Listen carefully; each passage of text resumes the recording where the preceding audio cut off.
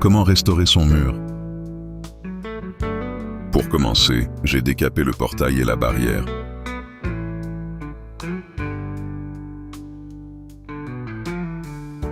J'ai peint une première couche de peinture d'une couleur verte.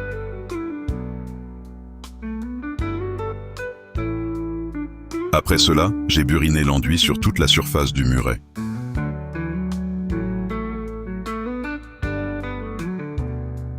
J'ai évacué les déchets au fur et à mesure de l'avancement des travaux.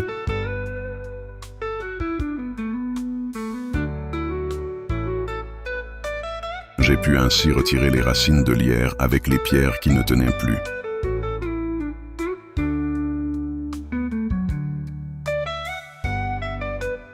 J'ai gratté et extrait toute la terre et les pierres pour pouvoir les remplacer par le ciment. Pour ne pas faire s'effondrer le chapeau de mur, j'ai creusé par étapes sur une distance variable d'1 mètre ou 2 et sur une profondeur suffisante pour ne pas passer au travers. Une fois la portion de mur bien dégagée et nettoyée, j'ai procédé au scellement des pierres à la chaux au fur et à mesure de l'avancement des travaux. C'est un travail de patience et de longue haleine pour combler l'espace sous le chapeau de mur. Restez vigilant sur l'alignement et la présentation des pierres qui resteront apparentes. Mon temps de travail journalier est de 6 à 8 heures par jour et par tronçon d'1 mètre ou 2.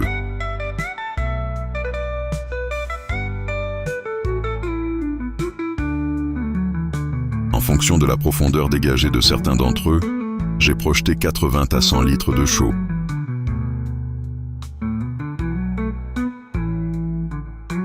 J'ai ferré les joints et passé la brosse métallique chaque matin pour retirer l'excédent de chaux sur les pierres apparentes avant de creuser un nouveau tronçon.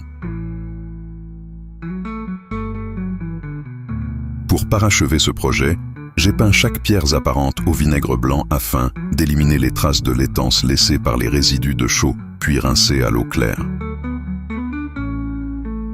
Pour en conclure, j'avoue qu'il faut une bonne dose de courage et de persévérance, nourrie d'une volonté forte pour aller jusqu'au bout de ce projet.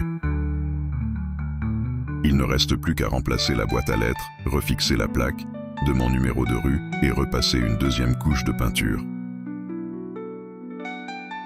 Aujourd'hui, je vous fais part d'un certain plaisir à regarder mon mur. Ça change la vie.